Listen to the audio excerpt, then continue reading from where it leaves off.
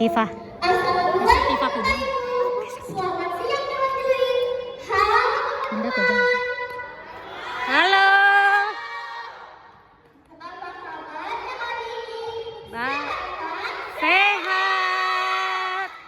Perkenalkan, nama saya Tamara Anastasia, siswi dari kelas 81 MTSN 5 Salam Selatan. Kali ini saya akan mendongeng yang pastinya seru. Cerita ini ditulis oleh saya dan guru saya, Ibu Dian Sanita MPD, dengan judul Baca Bangun. Alkisah.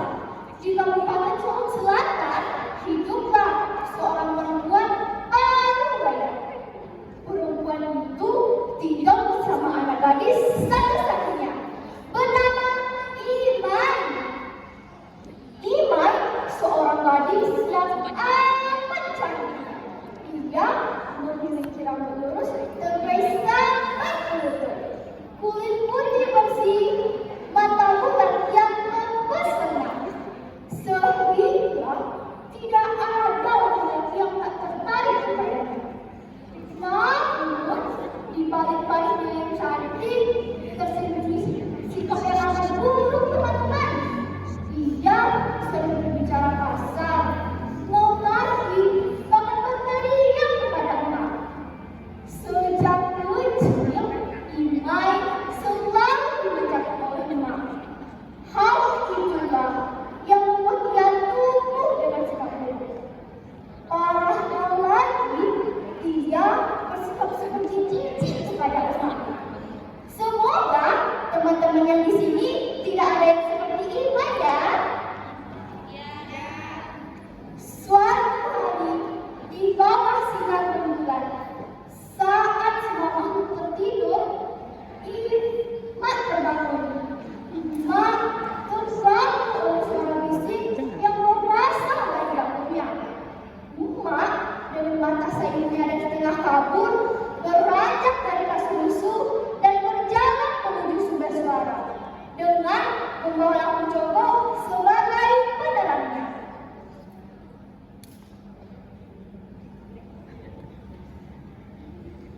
Apa yang melakukan malam-malam begini di dapur, nak? Tanya emak dengan suara khasnya yang lembut. Emak, punya otak tidak? Aku ini lapar. Teriak Imai dengan sangat keras.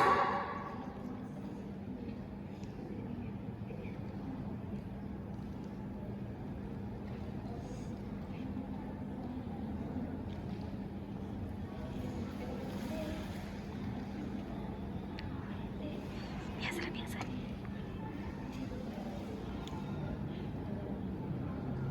Tetapi kita sudah hampir kehabisan.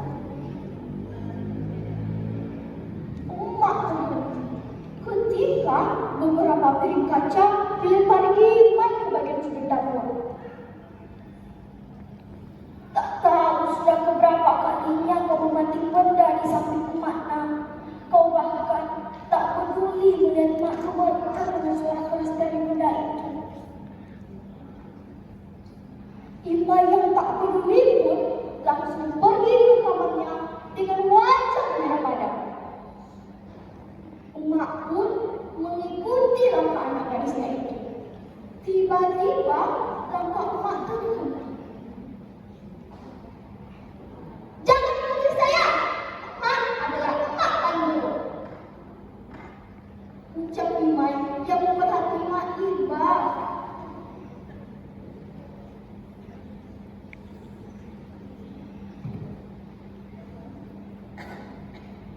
Apa yang salah dari saya? Kenapa sikap anak saya seperti ini ya Tuhan?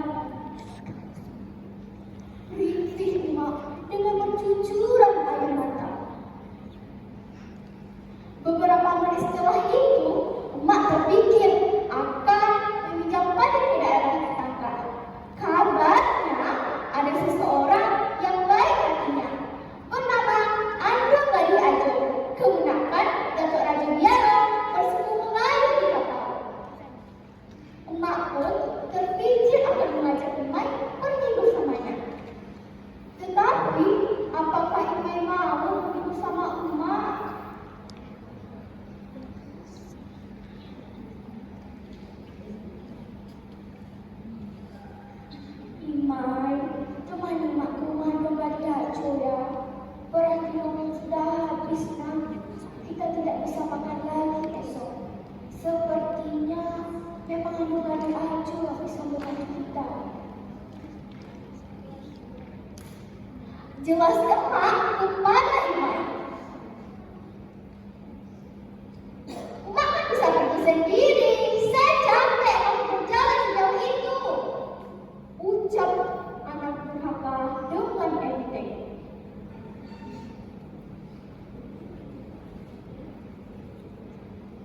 Ondena, Naik, tidak ada yang mampu menjemputku masuk kampung tanah ini. Rintih Mak dengan penderayan air mata. Senjata emak memang satu-satunya menangis dan menangis. Suka sekali membuat saya susah. Ucap Imai tanpa memandangi wajah emak. Keesokan harinya, saat siang hari,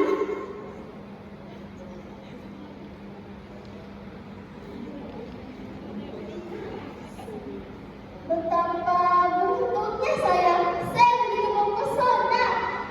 Ucap Imai di dalam hatinya. Pasti banyak sekali yang iri pada saya. Buangnya. Selama di perjalanan, Imai memang menjadi sosok perhatian banyak orang. Dan akhirnya mereka tiba di rumah Andra Gadi Ajo. Tanpa pikir panjang, Imai langsung mulai aksinya. Ia sudah memasang meja menghibah. Assalamualaikum, Anduam. Sapa Imai agar terdengar oleh sang pemilik rumah. Waalaikumsalam. Andong Gadi pun mempersilahkan Imai dan Emak untuk masuk ke dalam rumahnya. Namun sayangnya Imai mengatakan bahwa umat Kobangga yang pergi bersamanya adalah pembantunya. Kemudian Andong Gadi pun menghidangkan beberapa makanan, lalu meminta Imai dan Emak untuk makan terlebih dahulu.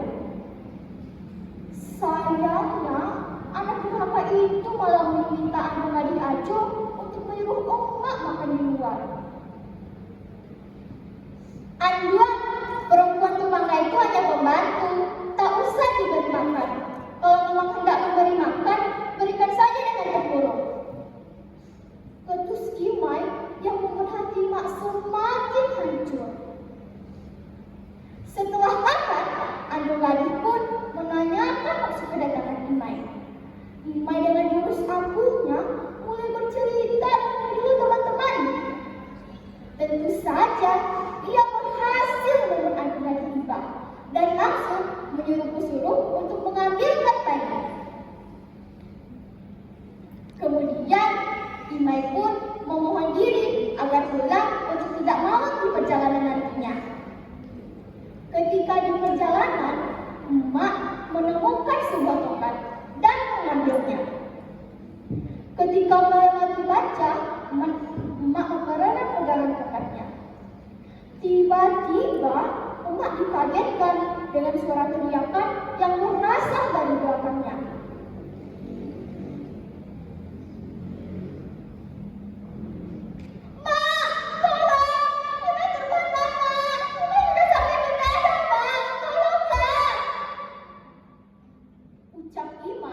Yang meminta pertolongan kepada Emak.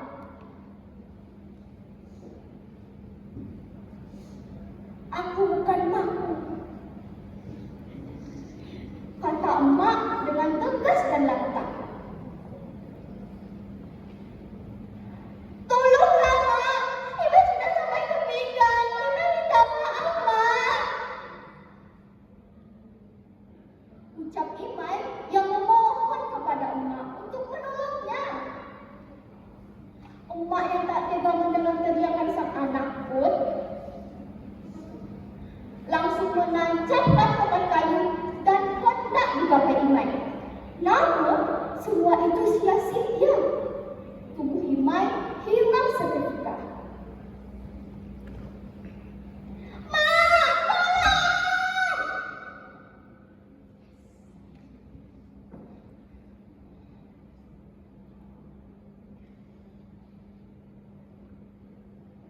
Nah, teman-teman, jangan jadi seperti Iman ya.